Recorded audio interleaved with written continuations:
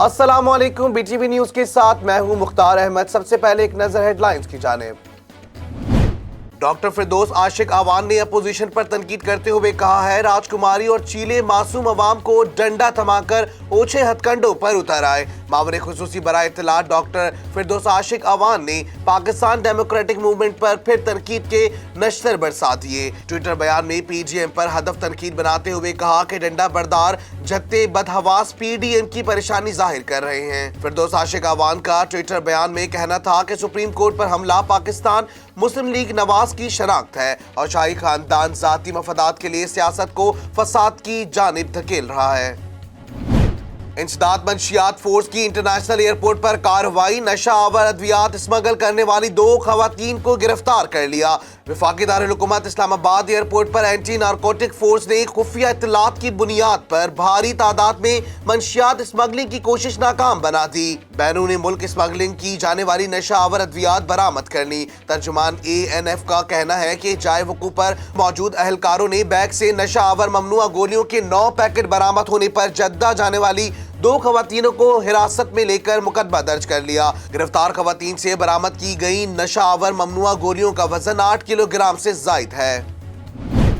ملک بھر میں کورونا سے مزید 50 افراد جان کی بازی ہار گئے، جبکہ 3000 سے زائد نئے کیسز رپورٹ۔ گزشتہ 24 گھنٹوں کے دوران ملک بھر میں کورونا کے 42596 ٹیسٹ کیے گئے، جن میں سے 3047 افراد میں کورونا وائرس کی تصدیق ہوئی، جبکہ وائرس سے 50 ہلاکتیں ہوئی۔ سرکاری پورٹل کے مطابق گزشتہ 24 گھنٹوں میں کورونا مثبت آنے کی شرح 7.1% رہی۔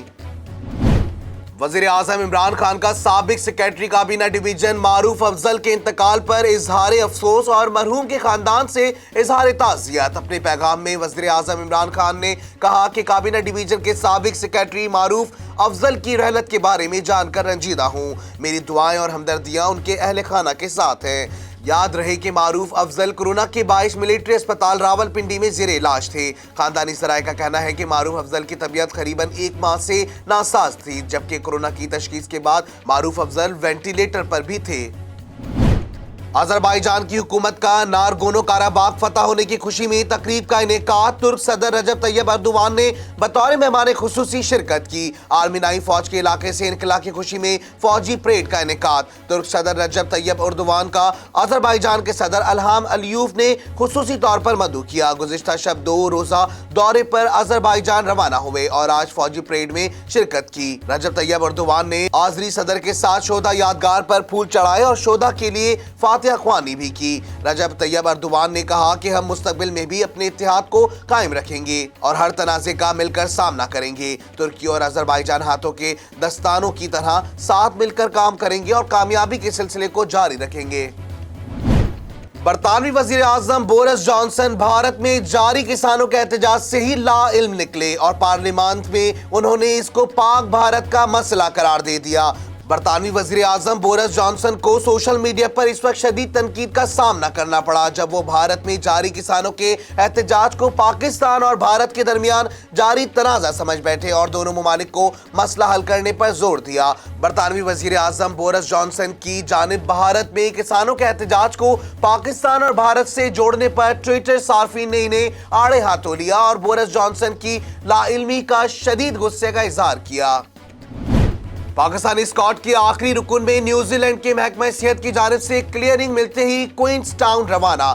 دورہ نیوزی لینڈ پر جانے والے پاکستانی اسکواڈ کے ایک رکن میں کورونا کی تشخیص تاخیر سے ہوئی، جس کے باعث اسے دیر تک قرنطینہ میں رہنا پڑا۔ تاہم اب اسکواڈ کے آخری رکن نے بھی مینج آئسولیشن مکمل کر لیا ہے۔ پاکستانی اسکواڈ کا رکن کرائسٹ چرچ میں ہی آئسولیشن مکمل کر رہا تھا۔ رکن کلیئرنس ملنے کے بعد کرائسٹ چرچ سے کوئنز ٹاؤن روانہ ہو گئے، جو آج کوئنز ٹاؤن میں پاکستان کے اسکواڈ کو جوائن کر لیں گے۔